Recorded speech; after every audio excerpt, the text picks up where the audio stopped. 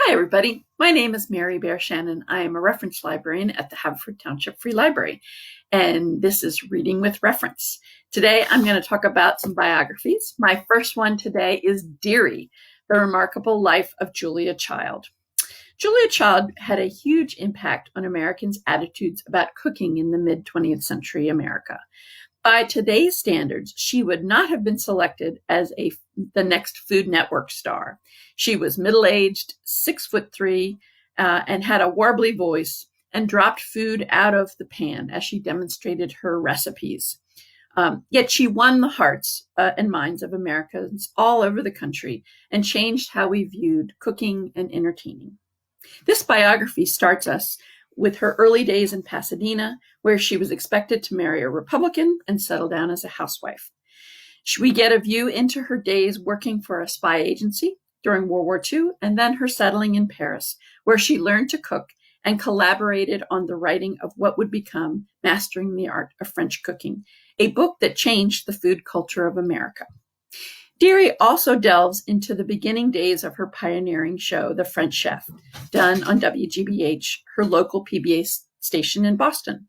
It takes the reader through her cookbooks and cooking shows, providing fresh information and insights about this fascinating American figure that had such an impact on our culture in the last half of the 20th century.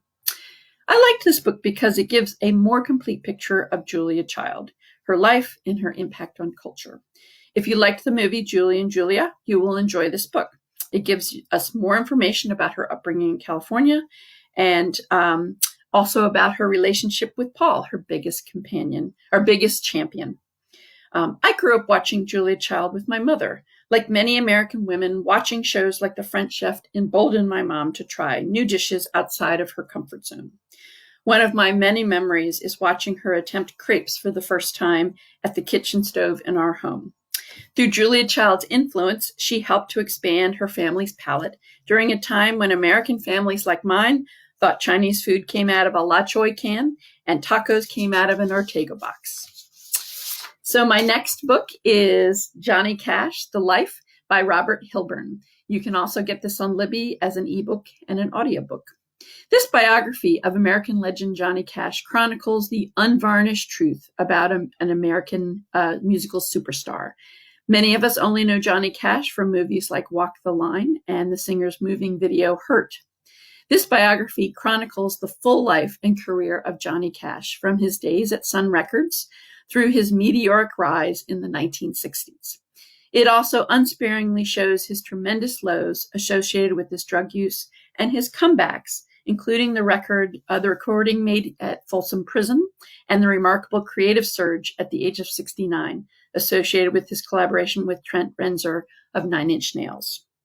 Lending credibility for this biography, Robert Hilburn knew Cash throughout his life through his work as the LA Times music critic. He was the only music journalist at the legendary Folsom Prison concert in 1968, and he interviewed both Cash and his wife, June Carter, just months before their deaths. Hilburn highlights material and research drawn from Cash's closest friends and family. This biography portrays Cash in a very human way, with all of his strengths and challenges. Cash was a man of faith and deeply relied on it, especially through his lifelong struggle with addiction. Hilburn shows how those strengths and challenges shaped the singer's life and his music. My father had Elvis records in his 45 collection from Sun Records.